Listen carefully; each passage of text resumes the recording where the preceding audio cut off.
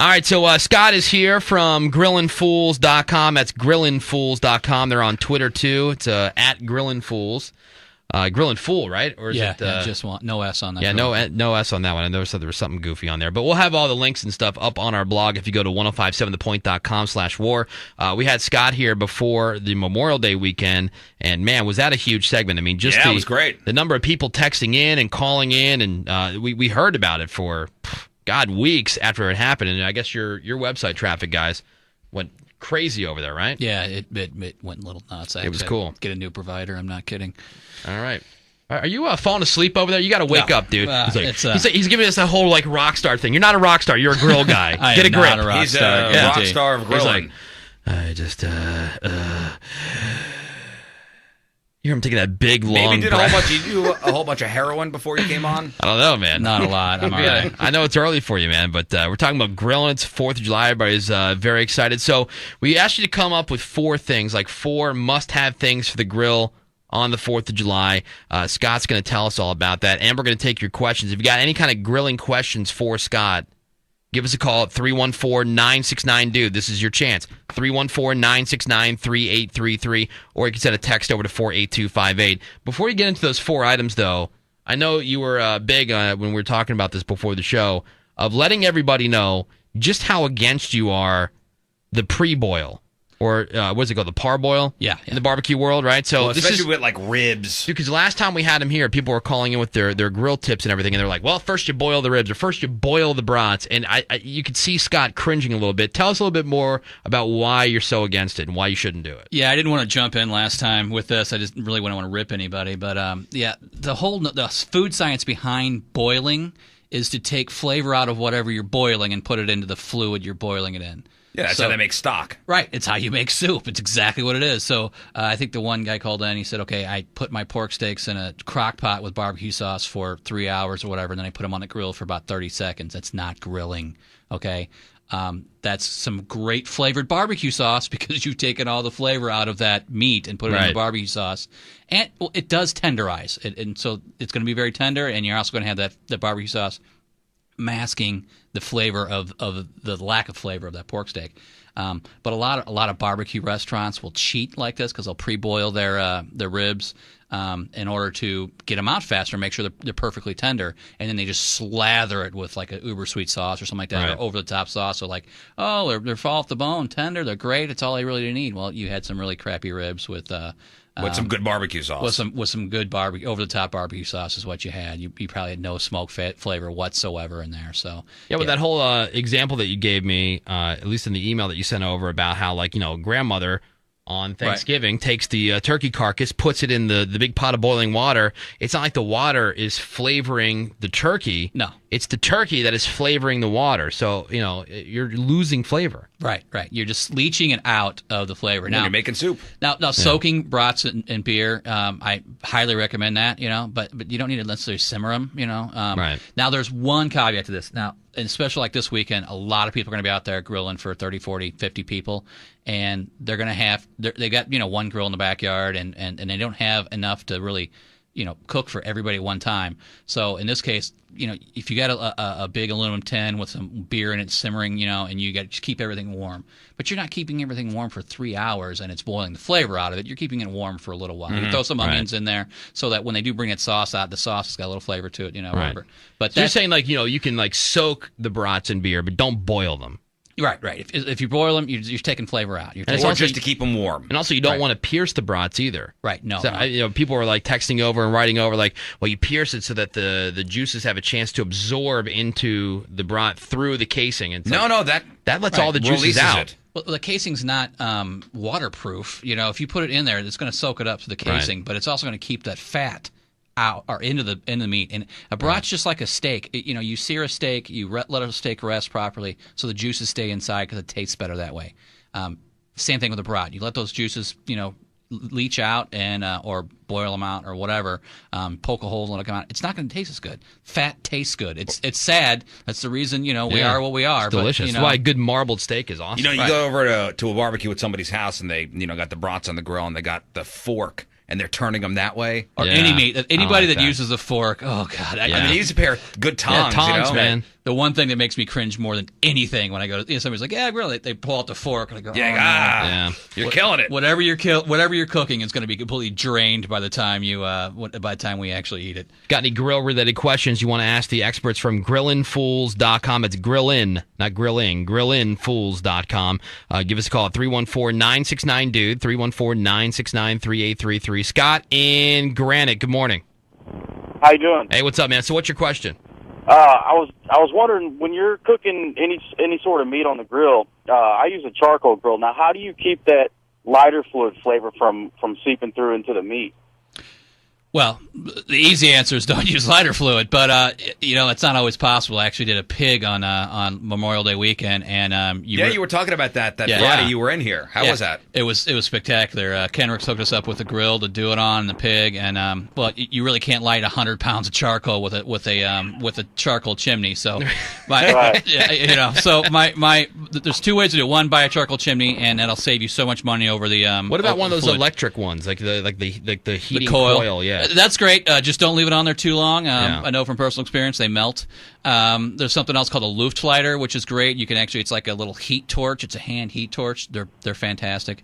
But the other thing, if you're going to use lighter fluid, just let it burn for 30 or 40 minutes until it's just burned off. What about like that Ready Light stuff? I mean, because that's essentially just the charcoal briquettes, like saturated with some of the lighter fluid. I mean, but let it burn for a good long time. I mean, would you recommend using those, or just go with like your standard chimney, regular charcoal briquette? Chimney and newspaper guy. Like I said, if that's all you got, just let it burn off. It'll be fine. Yeah. Okay, so like 30 to 40 minutes, let it burn? Yeah. Before Just you put the meat on? Make sure it's good, and you want it all whited over. So, like, if you've got some coals to the outside that are sitting there and they're not quite lit yet, when you put the meat on, they're going to start burning later on, and that's going to get in your meat. So make sure the whole pile is gone. One big first of all conversation. Here we go again. Hey, Scott, thanks, man. Number one in Granite City. Awesome. Suck it. You suck it. Have a great holiday weekend. Around, right? Yeah. Just keep it all, make sure they're all burned before we put the meat on. All right, so some grilling ideas for the 4th of July, and we will be taking more of your questions. We're not looking for any grill suggestions this time around. We did that last time. We're looking for your questions. Like if you have a question how to do something, you've been working on a particular recipe or whatever, and it's not quite there. Got something going this weekend. You got a question about feeding the masses. Right. If you got something like that, give us a call at 314-969-DUDE. The first thing I want to bring up with you, Scott, is something that my wife has been big time lately. She's got a lot of interest in the grilled corn, and the few times that I've done this on the grill, and I like corn on the cob, it's fine, but when I've made it on the grill before, and I've done the whole deal where you soak it in water for 10 minutes and then you put it on the grill, I find that it still gets dried out. Am I just cooking it too long? Because I'm trying to get that color to it. I don't want it to. I know it could be heated and tender and ready to go, but I'm looking to get like kind of that grilled, charred, not charred, burnt, but like just some kind of color on the ear of corn, but it's hard because it's in the husk. You need to grilled naked.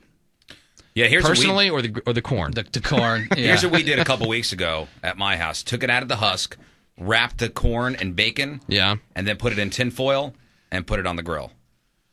Bacon. It was great. Yeah, well, you can add bacon to anything and make it good. But what if you're just making corn? Okay, and this was actually one of the. Like, do you ever have the corn like at Six Flags? You buy it like at the concession stands with the roasted corn. No, it's roasted corn. Yeah. Yeah, it's so good. You can do that. You can do that on the grill. And that was actually one of my four. Was a side to make corn. Better than corn. You do it in the husk. It's basically just boiled corn. It's the same thing. It's steaming inside of there. And yes, you're going to maybe dry it out a little bit. That's a possibility. But just remove it from the husk.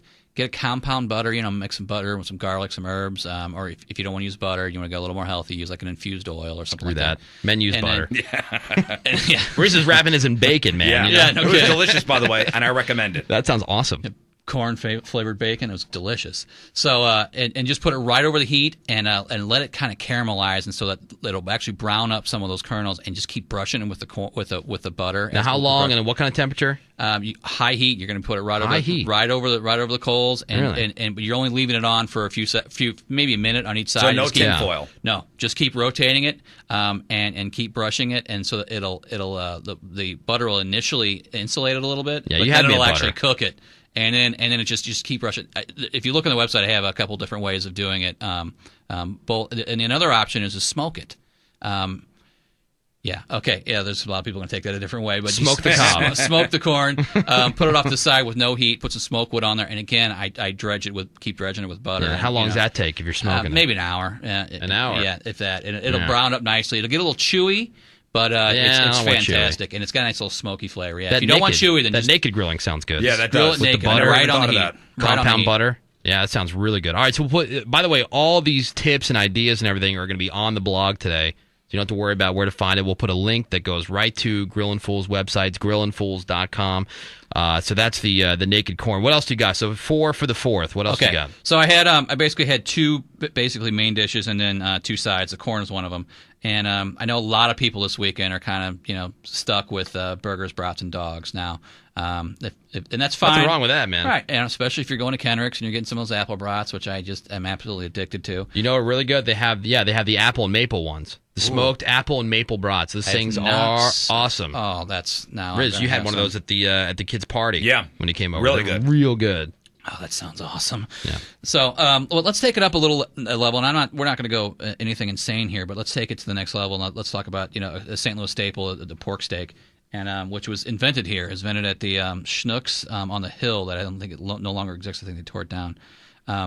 But a lot of people, 80 to 90% of the people here, do their pork steaks the same way. They take them, they put them on the grill, they sear them on each side, take them to the side, start slathering them with sauce, and then just kind of indirect or bake them until they're done. And they're tough. And well, it's fine, it's not bad, but they're missing something here. By putting them over to the side and smoking them, you're not really getting any smoke flavor into that meat at all. Because what happens is that once the outside temperature of meat gets to between about 140 and 160, it won't take any smoke flavor in. So what you've done is once you've seared it, you've actually sealed it from taking any smoke flavor. Isn't that the whole idea behind searing? Searing is not. There's a myth about searing in the juices. It doesn't sear in the juices. What searing does is creates a flavor crust. Mm-hmm. That browning of the proteins, the caramelization of the proteins, is flavorful and good, but it does not keep the juices in. Resting keeps the juices in. When that meat comes off the grill, the juices inside are moving a million miles an hour. They're in an excited state. If you cut into it right then when it's still smoking hot like that, bleeds all over the place. It's they're just going to run out. So if you let it rest, they'll slow down, they'll redistribute the entire cut of meat, and then when you cut into it, it's going to be juicy the entire way. Yeah, that's why you end up with like a whole plate of au jus. Right, cut into it too early. It's a shame when people do that. Yeah, or cut it the wrong way. So that's why resting is more important to keep the juices in than searing. Searing is just going to create a flavor crust. But you can do both. What I do with a lot of stuff now is I do reverse seared, which is I put my pork steaks off to the side, or whatever. I do it with pork tenderloin. I've done it with a bison tenderloin that Chris from Hot Shots gave me. And I take it and I put it over the side and I smoke it for an hour, hour and a half. Never let it touch the heat. So now I've infused it with that smoke flavor. Now I sear it. So now I got the smoke flavor, and then I've got the searing and the flavor crust. And then I pull it to the side. Maybe I slather it with sauce. Maybe I don't. But now I've got multiple levels of flavor as opposed to just a flavor crust on a piece of meat. So you do the reverse. Right. And if you look on the website, there's a picture of the pork steak where you can just see the smoke ring around there. And you just don't see a smoke ring on pork steak because everybody does them the same way. They sear them, and then they pull them to the side, and they slather them with sauce, and they serve them. Yeah, we'll put this whole thing up again on the blog. Just go to 1057thepoint.com/war. So it's like a step-by-step thing. That's the cool thing about the GrillinFools website is that you're not just reading the instructions on how to do something. There are videos for each one of these things. And even if it's like a 2-hour smoke, like a 2-hour smoke process on ribs or whatever it is, it's video, step-by-step instructions. Pictures. So you'll know not always video. No, I'm saying, but you'll see like 2 hours in of what it's supposed to look like, as opposed to just trying to read it off a paper. You really dumb it down for people, which is good. You need to, man. Absolutely. It's just step by step. A lot of times, grilling takes a long time. Barbecue and grilling is taking usually cheaper cuts of meat and making them edible, and that usually takes a lot of time to break down a connective tissue. And so, if you just have one picture at the end of what something's supposed to look like, and it's a 7-hour cook, come on, halfway through, we have some pork butts or pulled pork on there that look like they're just burnt beyond belief in a couple of pictures, but then when you pull it apart, it's juicy and delicious, and that's not burnt. It's got some sugar in the rub, so it blackens, but it's delicious. But people are going to look at that and go, "Oh man, I've never done this before. I'm doing it for a crowd. These people are not going to want to eat anything I've cooked. I'm never trying this again." The pork steaks, that's number one. Number two. Well, let's take it to the next level. Same cut as the pulled pork, okay, which is made from what. Pork steaks come from the pork butt or pork shoulder, which is actually the same thing. pork butt. It's not the butt of the pig. It's the shoulder. It's called pork butt because back in the days of wooden sailing ships, they would pack these things in salt inside big wooden kegs, big barrels that are called butts. And a lot of times they were bound for Boston. So a lot of times it's Boston pork butt or a pork shoulder butt. It's not a butt. It's just a pork shoulder. So don't if you see that at this grocery store, thanks for turned off because you don't want to eat. Thanks for ruining it for me. You're turned off because you don't want to eat some animal's ass. It's all good. It's not the actual butt. So one of the things, pork shoulder, pork butt, pulled pork, is very, very, very forgiving. It's got a lot of nice marbled fat in there. So this is something I recommend people who are like, I've only done little short term stuff. This is if they're going to do it, take it to the next level and go with something a little more, more adventurous. It's going to take a good long time. Go with the pork shoulder. Slow. Yeah. If you're going to go first, going to go low and slow, do this. One of the things is, a lot of times you come in they're like 12 pounds. Well, and you want to cook for 30 people and they're coming over at 3. Well, the old days it was low and slow, 200 degrees, and you had to put it on at 3 o'clock in the morning. And so, wow, happy 4th of July. Well, yeah, I'm sorry, I'm pissed, I'm tired, I haven't got any sleep because I've been checking this thing all night. We actually do what's called high heat method, which is kind of a misnomer because it's not high heat, it's more like medium heat. Instead of 225, we do 325, 350. And instead of doing that, in over 12 hours, we do it in 6. So if you have people coming over at 3, throw it on at 9, and you're going to be, ready to go, and you're going to be well rested. So, first take the pork butt and just slather whatever rub you want, and this is going to create a nice flavored bark around the outside. And I'm going to really recommend people get a thermometer. Digital ones, man, they're not that expensive. Oh, no. Somebody's like on the text, I see, how do you tell that chicken's done without cutting into it? Thermometer. A thermometer. Mm-hmm.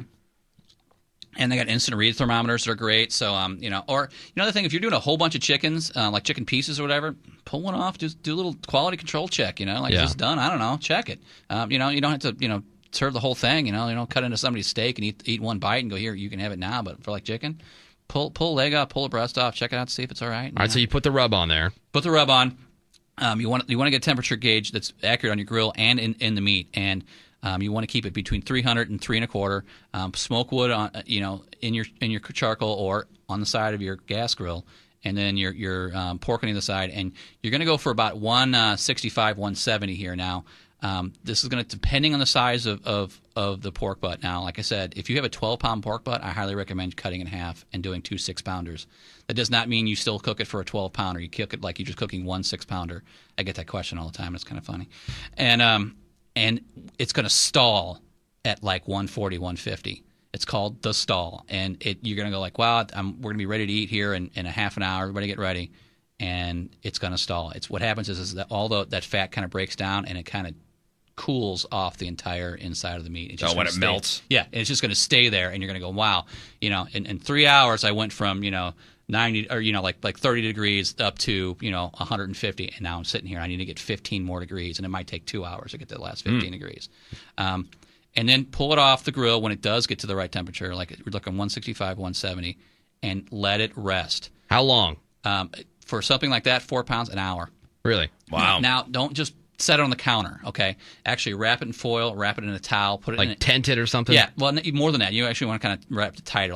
I'll tent a steak. Okay. I'm not tenting something. This brisket and pulled pork, wrap it in foil, wrap it in a towel, put it in a microwave oven or in a cooler or an unlit oven, something that's just going to kind of keep it in there. So it'll slowly bring the temperature down. All right. And the other thing is that you could if it's got to go 2 hours, if it's got to go an hour and a half, that's fine. You're ready, but the sides aren't done. Fine, let it keep resting. It'll be fine. If you only got to go 50 minutes, everything's done. Fine, pull it out, start pulling. Start pulling that meat. That's right. And there's a little trick. After tenting it, right? Yeah. Right. After when you pull it out, the first thing you want, if you have a bone-in pork butt, cut the bone out.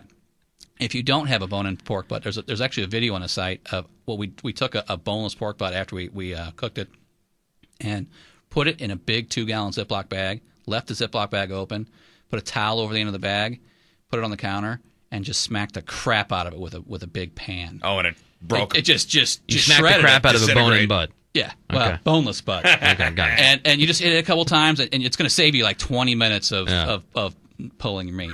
Yeah. telling you, man. Let's try not to It's laugh. one big first of all situation here. A couple phone calls. Let's go to Gary in Steelville. Hey, good morning, Gary. Gary.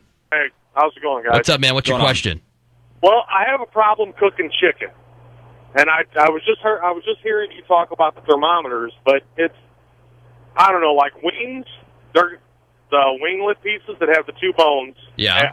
It's always raw between those two bones. Well, you're just not cooking them long enough, man. I find, like, personally, you can tell me if I'm right or wrong here, Scott. I mean, it seems like you can cook the death out of those things almost. I mean, you can cook them for a good long time. Yeah, because they're surrounded in a layer of fat of Right. chicken skin. Yeah, the dark meat. Yeah. They're very then forgiving. The skin gets burnt. Well, then you're cooking at too high a temperature. You want to lower the temperature and cook it for a longer time. Yeah, you still want the outside to be crispy, like crispy up that skin, man. Yeah, reverse searing with wings is very, very important. And here's another one, and it involves butter.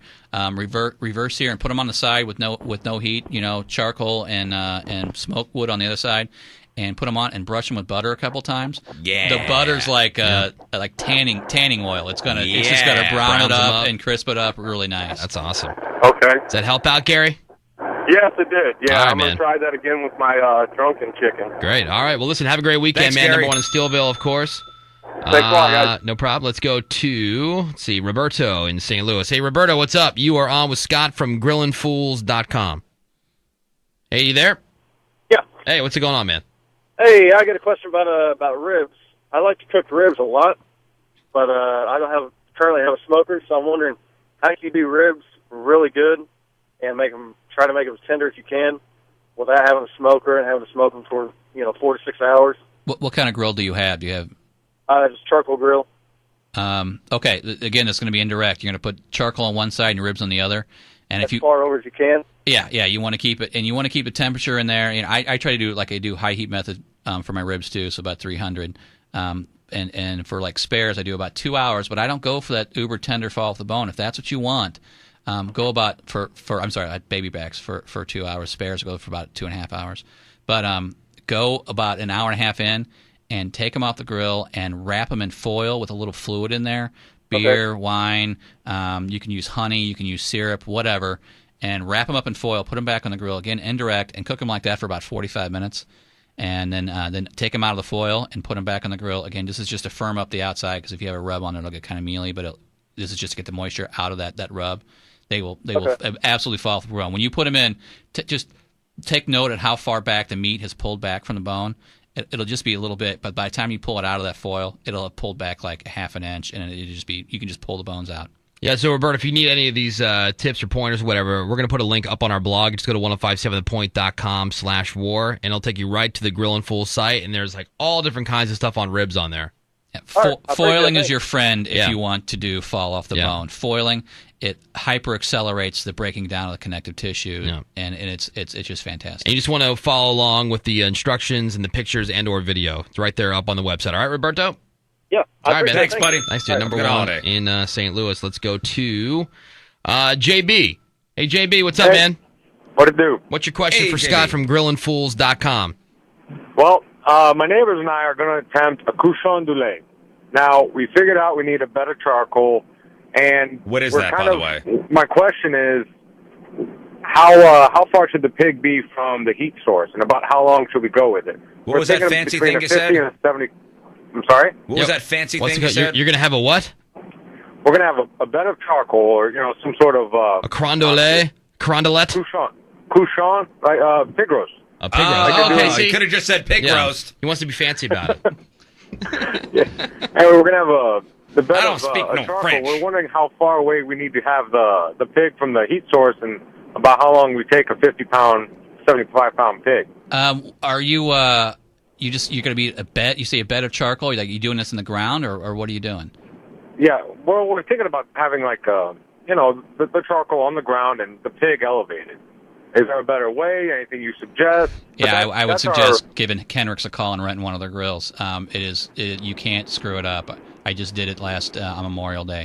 Is that on the grill? Yeah, you rent a grill from them. I think it's about $80 to rent the grill. It's trailered. They'll even walk you through exactly how to do it. You do 100 pounds of charcoal. You put 60 under the shoulders. Right. You put 40 underneath the rear of the pig, and then you light it up. You throw your smoke wood in there. You cover the grill grate with foil so it insulates the pig from being just fried. Yeah, right. And then and you close it up, and it takes 1 hour per 10 pounds. I mean, it was out of this world, and it was like the pig was like a rock star. Everybody wanted their picture taken with it. Everybody wanted to see it. Everybody wanted to take pictures of it and update Facebook. Did you get that like brown skin on it? Oh man, it was.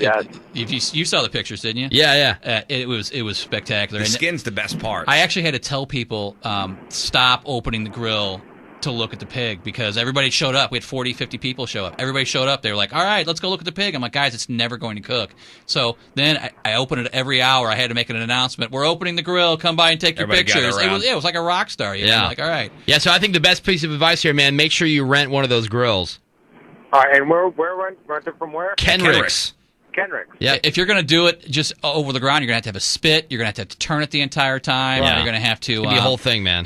It's not going to hold the heat in. So you're talking it's going to take hours. I mean, for a 50-pound pig, you're talking you're going to have to start probably now.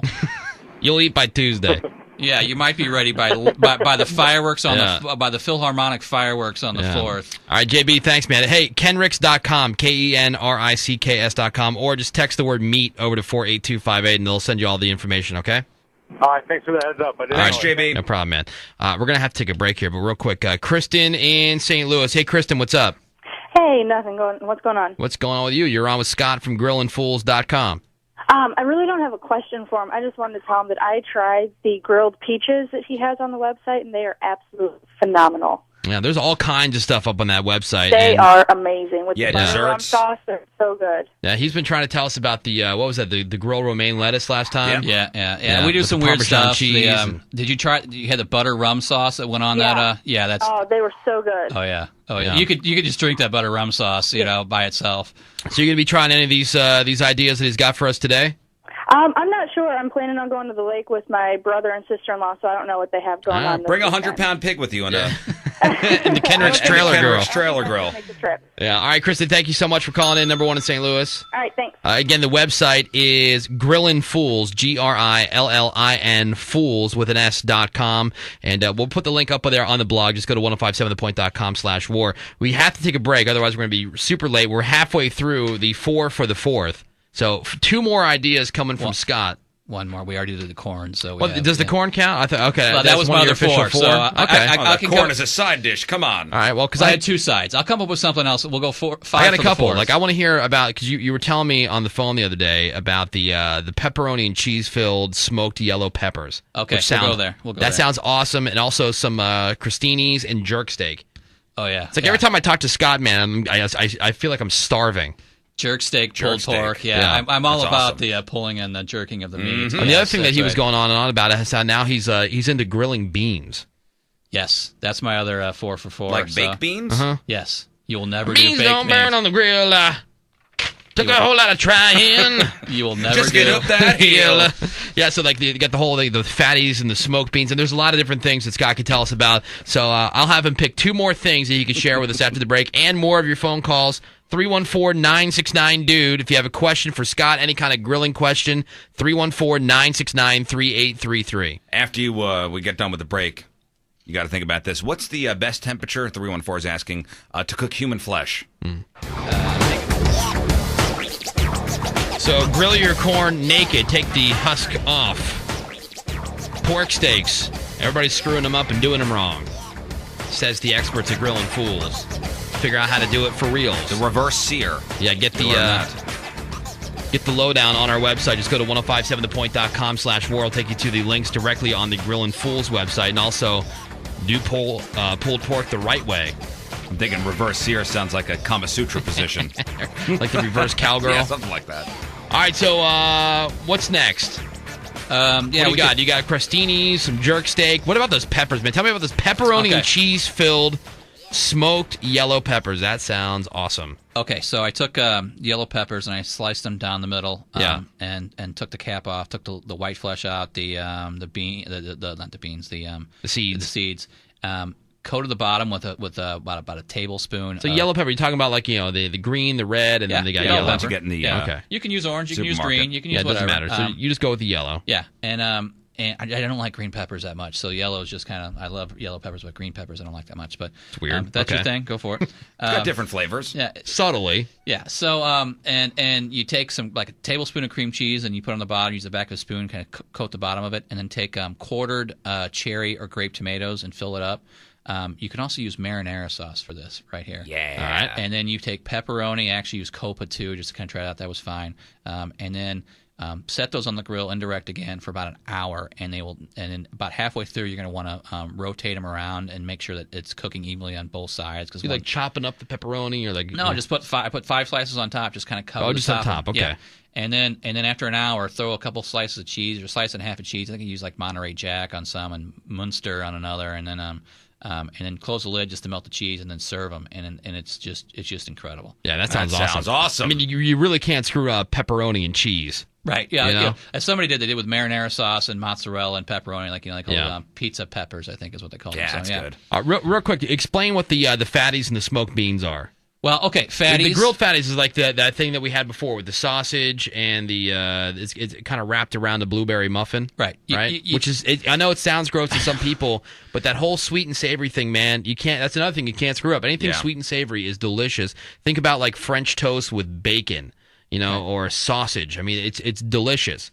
And you don't have to do those things with the sweetness. I've done it. I've wrapped the sausage around grilled peppers and cheese and corn, and roasted corn, or just filled them with cheese or whatever. But I've also done it where I've minced up apples and put them in there. So you can do the sweet and savory thing. You can just go the savory, whatever you want to do.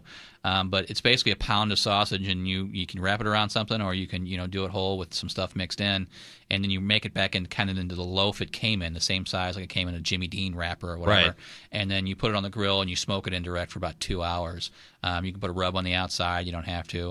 And then you take out, you slice it and serve it. And people are going to be requesting this left and right. They are good, man. Try those at opening day. Down at Hot Shots, were those things good. Try that out. We'll put a link to it just on the website, 1057thepoint.com/war, or just go to GrillinFools.com directly. But then the smoked beans and stuff, I mean, just to infuse the smoke flavor into the baked beans. Yeah, I'm curious about this. There's really not much you can do with that. Well, you're going to do beans a lot, so a lot of people do, put them baked. I mean, but let's do them smoked. And I take a big one of those aluminum tins, and mix in like brown sugar and mustard. I even take apple pie or peach pie filling and just like a half a cup and chunk that up and put it in there.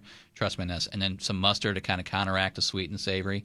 And then cranberries too would be good. And then mix it all up in sauce. there. And then put I take bacon and I slice it up into 1-inch squares and I cover the top of it. Not completely. Raw bacon, right? Yeah. Leave it little gaps in between the pieces of bacon, and then I put it on the grill indirect and I smoke it. And once the bacon is done, you can serve it, but you can go longer. You can go 4 hours. 2, it's going to be done probably in 2, but you can go 4.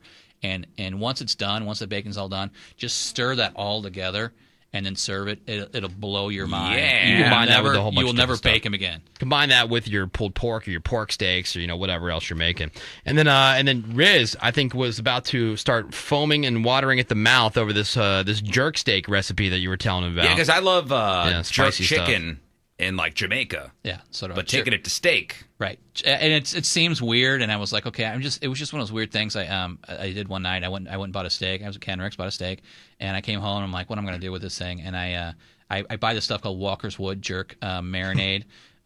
Wood jerk. Yeah. But there's also a recipe for how to make your own jerk marinade because Walker's Wood's kind of hard to find in the area. But there's nothing to this. So just sear the steak on each side, get a nice crust on each side, pull it aside, and then brush the jerk on, and then and then close the lid, pull out the side, close the lid till your desired done. Is for me, I just sear it on each side, brush the jerk on, close the lid for like 60 seconds, and then I serve it. And it's just this jerk has such a it's really spicy, but it's just a ton of flavor. It's not like just straight habaneros or whatever, where it's like, oh my god, it's so hot, a little sweetness to my it too, head's right? on fire. But salty, peppery. Yeah, it's just so many layers of flavor. It's so good, and you combine that, and you have just the meatiness of the steak, and because it doesn't, you're not like marinating it overnight and this stuff, so that all you're tasting is the wicked hot heat. But I'll tell you, it's not for the faint of heart. So if I'm doing that this weekend. All right. If you don't like it, too spicy, cut the jerk with some oil. Just thin it out with some oil. Cut it back. Otherwise, it'll just brush it right on there. It'll light you on fire. I think I've had this 6 out of the last 8 or 9 weeks. I'm that way with those Colonel Stan's wings, man. I'm addicted to those Colonel Stan's wings right now. These things are delicious. We're gonna have more of your questions here for Scott from GrillinFools.com. We have. Well, looks like they're all busied up right now. As I say, you can call in 314-969-DO, but so much for that. Real quick, before we get to your phone calls, one last thing from Scott. Let's hear about these crostinis. I know you've been talking about these a lot. He says just seeing the pictures alone on the website will make you just want to chew your own arm off to get them. But the crostinis. Going there right now. Crostinis. Crostini is Italian. Not really a traditional grill thing. It's Italian for toasted bread, and it sounds weird, but you take a baguette and you cut it into like 1 inch, 1.5 inch slices, and then you coat each side of the bread with oil. And on one side, you're going to put basil, black pepper, and garlic, and you're going to want to cake this stuff on. It's going to look like way too much on there, but the problem is you're going to flip it over when you cook it, and you're going to lose a lot. You take it out to the grill. Again, 2-zone cooking. You toast the bottom half on the over the heat, and then keep checking it. Do not walk away from this. If you walk away for more than 60 seconds, it is going to burn and be a hockey puck. And then flip them over. Again, you're going to lose a lot of the toppings, but there it is. And then just toast it around the outside. The middle's not going to toast because you're going to have all the toppings there. And then take it to the side with no heat and you can put like a grated cheese, like a Romano Asiago, or you can go with like a Havarti or Havarti's great because it melts down the side. It kind of looks like Swiss or something. Well, Swiss is really oily, so it doesn't melt as well. But the Havarti will melt on the side, kind of like French onion soup. It's on the side of the cup, and it is when your guests see that. It's incredible, and it's easy to do. It's just you can't really walk away from it at all, or it's going to be it'll burn. All these recipes will be up on the website. Go to 1057thepoint.com/war. It'll take you right to the Grillin' Fools website, GRILLIN Fools.com. So we got the corn, we got the pork steaks, the pulled pork, the butt, the shoulder there, those peppers, the pepperoni and cheese-filled smoked yellow peppers, the crostinis we just heard about, that jerk chicken, and a couple other things like some low-maintenance grilling for a crowd. So if you've got a big crowd of people coming over there, there's a section on the Grillin' Fools website which will kind of run you through. It's like it's grilling for a crowd for dummies, basically. Just basically like a couple different things, right? About like how to keep the food warm, how to get everything done. Well, I mean, it's a daunting task. Yeah, man. Yeah, and it's also low maintenance stuff. So you're not going to be up at 3 o'clock in the morning, or just or have to have 10 grills going. It's just stuff that so you can feed a big crowd of people, and they're going to go, wow, this is really good, and not be losing your mind the whole time and be a stressed out pain in the ass. All right, let's go to Eric in Freeburg. Hey, Eric, what's going on? Not too much. How you doing? What's your question for Scott from Grillin' Fools? I got a question. You take bacon and pepper jack cheese and wrap it around a jumbo shrimp. I was wondering how you cook it so you can cook the bacon without getting burnt and the cheese from running out. You're going to need to use a high-heat cheese. A lot of meat markets will carry that, or you might have to get it special. But, it's going to be hard to cook that without that cheese running out somewhat because the bacon's just not going to... Like what kind of cheese is a high-heat cheese? It's cheese that's prepared a different way that can handle more so you can get like a cheddar, like a hard cheddar. Yeah, right. Okay, it's called high heat, and it won't melt as quickly. That's about your only option. You're going to lose some cheese. I guess the other option is to add a bunch of cheese in there, so when you lose some of it, it does sound awesome though, man. Shrimp, bacon, and cheese. Yep. I'm in. That sounds dope. Hey, Eric, good luck with everything, man. Number 1 in Freeburg. Let's go to John in St. Peter's. Hey, John, you're on with Scott from GrillinFools.com. Hey, what's up, guys? Hey, John. Hey, yeah, I got a Weber kettle, and I saw something on a barbecue cooking show about automatic temperature control for those. Do those things work? Yeah, actually they do. It attaches a little fan to the bottom of the vent, and when the temperature drops, it kicks the fan on. And some of them they can actually be attached to a web browser, and actually you can check it from your iPhone and turn the temperature up. Or so like stokes the coals for you? Whenever it drops, it's just a fan. They're a couple $100. They're not cheap, but you can actually, you can have friends, check your grill, and that's cool. See what's going on. And you can. They're a neat little toy. Yeah. Awesome. Hey, John, thanks, man. Number 1 in St. Peter's. Okay, yeah, because that little dopey, stupid thermometer that comes like on the hood of like a gas grill, whatever. That thing's useless. And they're notoriously off. Like, of course. Here's another little tip. Everybody who's got a temperature gauge on the grill, go buy an oven thermometer from Schnucks for $5 and put it in your grill and validate your grill. See what the deal is. Check it in your stove. Turn your stove up to 400. Put that thermometer in there. Make sure that one's right. Right. And then go put it on the grill and make sure.